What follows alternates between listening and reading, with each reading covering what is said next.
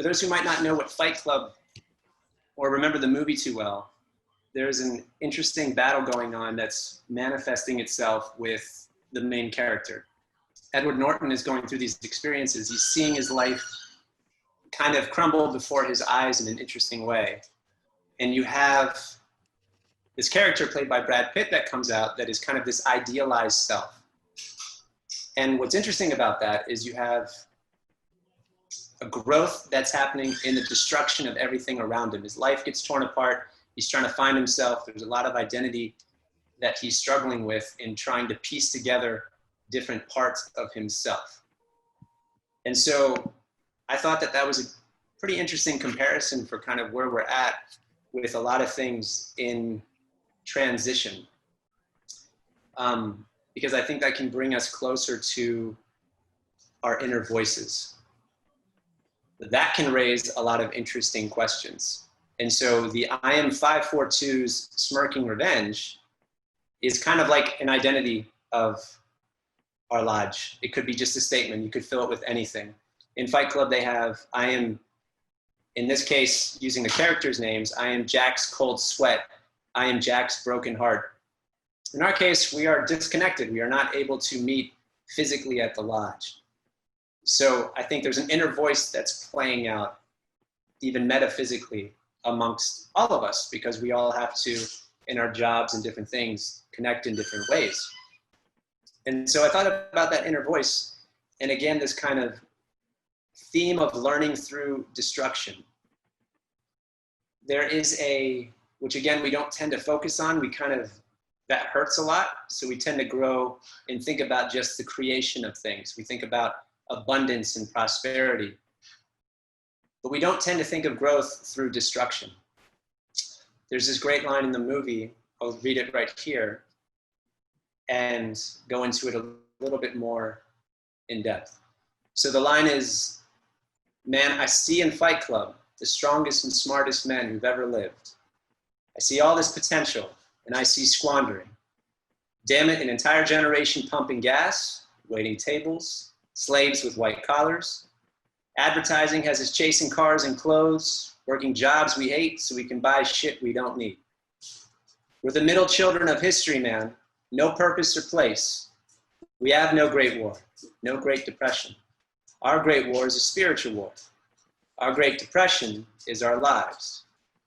We've all been raised on television to believe that one day we'd all be millionaires and movie gods and rock stars, but we won't. And we're slowly learning that fact. And we're very, very pissed off. Now that's said by Brad Pitt's character, who's this projection, if you will, from Ed Norton. And it's this, I'd almost say, shadowy element of his id, his super idealized self. Because Brad Pitt looks like how he always wanted to look and gets the women that he always wanted to have and lives a life, you know, freedom. But there's a tinge of a nihilism there, a destructive element. So it's not necessarily the good angel you'd always want to follow, but it is tempting to. And so I don't think a statement like the one I just read is an indictment on working or building your life. In fact, for those who are candidates who are looking to join Masonry, for those who are brothers as well, of course, one of our big themes, and especially this year with our master, is building. Building is a huge part of a solution to the world's problems. Building in different ways, building yourself, building community, all sorts of things. So I don't think it's an indictment in hard work, in working regular jobs, in going after the things you want, in buying clothes or doing anything like that, because those things are all part of life and there's nothing wrong with the accumulation of things. But I think it's interesting when we have the taking away of that. And that's where things get interesting. There's a Star Wars theme in there as well of detachment, of when we find, when the thing is taken away from us, who our character is, and it might reveal things we don't like to see about ourselves. So all can go fine and dandy.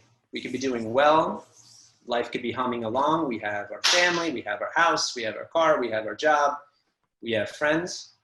And then all of a sudden, something upends that entire narrative of our lives. With the lockdown and the pandemic, and with rioting and looting and different things happening, everybody's experiencing this in a different way. But I think we can all see that there is a transition energy that's happening. And I find it absolutely fascinating to see when you have destruction on the outer material world, what knobs and dials get turned up on the interior world. So our inner voice begins to get louder and louder. And this is normally unearthed when we are forced into situations that we didn't expect were coming. So nobody wants to lose a job. Nobody wants to have their business go under. I lost part of my business for the time being. And no, these aren't pleasant experiences. But what's interesting is that when it comes to masonry or an attitude or a disposition to things, it's kind of what that perspective could lend to your better and highest self. And so there is an attachment that we learn sometimes painfully only through detachment, through destruction. In Hinduism, it's the Shiva element, it's the destructive element.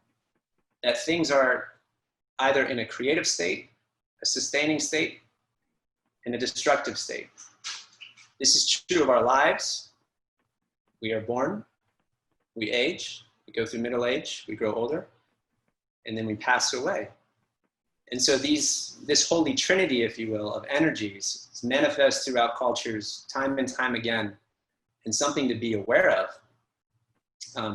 Because oftentimes we tend to, as a culture, favor just, again, the Brahma element, if you will, the creation element, creating, building, doing. And when a reality strikes us that is the opposite of that, if you will, almost polar opposite, we start to see that there's something deeper going on with life. And I would tend to think when our root chakra, which is, for those familiar with the chakra system, these 7 energy wheels that go up your body. And the root chakra is your base one by the spine, at the base of your spine. And that correlates to needs, kind of your Maslow hierarchy of needs, if you will, corresponds to food, clothing, shelter, sex, primal needs. Again, not just one side of things, because there's an angelic side to that as well. But when that's challenged, when the root of us is challenged, it can lead to very, very interesting discoveries about ourselves. When the outer world is falling apart, it's very interesting to see what our inner world is creating, because I do believe it's true that all of us here are individual universes participating in a bigger universe. And so to each of us, our experiences are wholly unique. They can be shared to some degree, but they will be very, very individualistic as to the many, many variables that are coming together in unique ways to express and manifest in your life as that unique thing. So everybody here doesn't have the same job that got affected the same way. Not everybody here has the same psyches and consciousness development that they had going into this. And so I think there's a journey to be had. For those who know me, I'm very apt to talk about Joseph Campbell and the hero's journey. And it's my hope that with this little talk today, that amongst this destruction, because we should call it what it is, there is a divineness to this destruction, is the number one thing I'd like to point out. But I'd also like to throw in there that perhaps a perspective could be had that there is a call to adventure within this turmoil. Joseph Campbell, one of my favorite quotes from him is, "All the gods, all the heavens, all the hells are within you." So no matter what is going on outside of your physical reality, there's something far more interesting going on within you. You are a microcosm of the entire universe. Everybody is a little tiny full out universe mingling amongst each other in multiple dimensional layers within another universe, I think. And when something like this happens that's global, and you see such a transition that's happening for so many people at the same time, me personally, I can't help but see the divine at play. Because while this time period is very difficult for a lot of people, and again, everyone's having individual experiences. Some people are working way more than they ever thought. Some people aren't at all. But I think common denominator is that a lot of us are face to face with ourselves, and that voice knob is turned up on our thoughts. We can hear our thinking a lot more because we're kind of forced to, whether we're at home, whether we see our family a lot, whether we don't see our family a lot, whatever it may be. But I would like to impart that there's a beauty in the destruction if you take a certain perspective of looking at it as such. I do think a multidimensional way of looking at the world can be very helpful. And it's very difficult because we have a lot of anxiety and frustration that can arise when things are taken away from us. It's funny, a lot of people say, stop and smell the roses. We never stop and smell the roses, but kind of when we're forced to, in this instance, everyone's like, no, stop this long. Or I was not expecting this. And what's interesting about taking the hero's journey is it's never, not never, I shouldn't say that, but there's different types of call to adventures. Some are you fully invest before a quest and you go and do it. But other times you are pushed into doing it. And you can resist it, as is human nature. That's actually part of the hero quest in a lot of ways, is you will refuse the call here and there. And I would say the call is going to be different for everybody. What is actually calling you? But I bet if you were to take a journal and go back before everything had happened with the lockdown and different things, and kind of where your thought process was at the time, take a look now, if you haven't been journaling or if you haven't been doing any self-reflection, and just kind of see what has shifted and what has changed in the destruction. Again, we put a lot of weight on creation, and that's great. But I would argue, almost from a metaphysical standpoint, it's only 1/3 of the equation. And I'd even argue from different esoteric schools that there's a lot more to it than that. So I'm forever the optimist and very enthusiastic about life and being alive, but I am absolutely aware of how our identity is shaped and molded to the things we are attached to. And this is not easy because we're attached to them unconsciously, meaning we don't know of their deep attachments. And this runs through childhood, this runs metaphysically, this can run karmically if you want to have that conversation. This can go way, way back. But I am fascinated with what happens when it mirrors itself right to you in the moment, and what you do with that when that happens. Positive thinking is one thing. I think there is a nice truth to that when it's put in the proper context. But I think transformation and growth, if you're talking about shedding your skin, shedding your layers as a butterfly, that cocoon stage is not, that's not something easy to go through. And so, yeah, I just wanted to kind of point that out, that in the destruction, which can be metaphoric and thematic, depending on how you want to look at it, but I just wanted to point out and give something to maybe think about and chew on, that in the destruction, there's something beautiful. And that if you really think about it, here's something to meditate on. And I'd ask in an open setting where I know that we don't want to have 20 people just saying all things at once. We'd love to open this up in a second. But where do you think my bishop said this to us this weekend at Mass, and said, where do you think these problems originate? Because if you think they originate from this world, from this three-dimensional world, then the answers will only come in this world. But we can clearly see that no matter how you try, and I would say use your own life as experience, no matter how much you try with your physical hands to manipulate this world around you, I don't think you're gonna find peace in the way that you will find it to be lasting and strong and foundational. And I would suggest it comes from higher realms, in higher places, and that this realm that we all hang out in is but the emanations from others. And that you got to go higher, you got to transcend the muck to really understand what the power of raising your consciousness can do. But raising your consciousness, I always like to add, is a hero's quest in and of itself, because none of that is easy. If it were easy, you'd see enlightened people everywhere walking around all the time. But I do think it's worth the effort. And I do think it benefits us to try to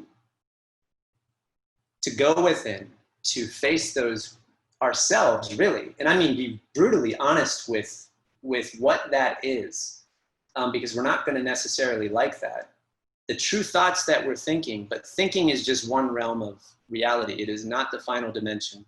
And as much as you try to change your thoughts, which is one approach, one perspective, I think you'll notice that as hard as you may try, or change your feelings as hard as you may try, there's something else that's deeper than that, that's being called to awaken you, really. Actually, awaken me is what I've noticed, and call you to bigger parts of yourself, to higher dimensions within yourself.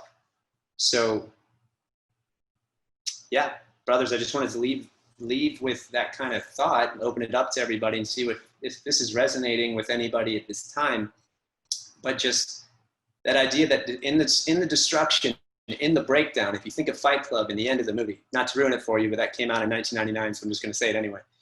But if you think about the end of the movie, when everything is collapsing, you can ask yourself a bunch of questions at the end and see if that's going to bring you really eternal peace to change this world a bunch. Is it really something you're seeking? And I think in a lot of ways, we shy away. I know I can. We shy away from, as Bruce Lee would say, the art of dying over and over and over and over again. But that takes a hero's effort to put yourself through the fire and really be reborn constantly. So I offer that as a meditation, a prayer for everybody here, to kind of think about the destruction of your identity through these things. We can all put on a show. We can all say everything is great. And if that's true, that's wonderful. And I hope it is, because I am positive about the direction of all of that. But I would say that, do take this time, this very unique time, when you have millions of people, I would say billions, going through a very similar experience, not something isolated, but very similar experiences, to raise each other up in a very interesting way, to really, see it as, I wouldn't say an opportunity, because I think that dilutes transformation in some respect, but I would say, if you feel the inner voices get louder, know that you have the courage within yourself to get to know what that is. What part of you is that coming from? What dimension of you is that coming from? What does that even mean for you? Maybe everything here I'm saying is only resonating partly or not at all. I'm not sure. But I would say consciousness. Consciousness. What are you conscious of? What are you seeing in the destruction of your very self? Are you okay with that ride? Do you back away and go back into it? Do you let it take you over? There's many, many, many ways around the dragons that we slay. And you can love your dragon, kill your dragon. There's a bunch of different things to do. It depends on the situation and ultimately depends on you. So individually, everybody's doing their own thing with their own dragons. And I just wanted to give a reflection that, you know, in the destruction, may everybody here find a deeper part of themselves, because the outer world will always keep changing. I would offer that there is something within that doesn't, per se. So that's basically what I wanted to just talk about when I was asked to talk about something.